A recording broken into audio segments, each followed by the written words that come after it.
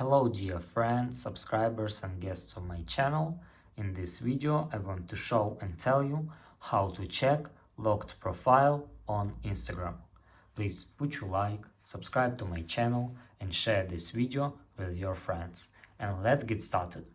So first we need to go to Instagram and here find any locked profile. And here it says that this account is private. Follow this account to see their photos and videos.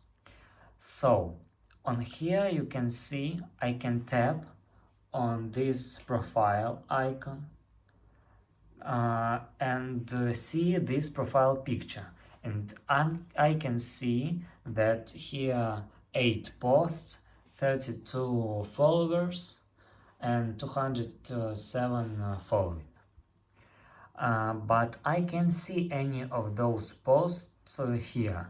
Now, unfortunately, Instagram has made it so that if you choose to basically set your account to private, no one will be able to see this contact. And that's all.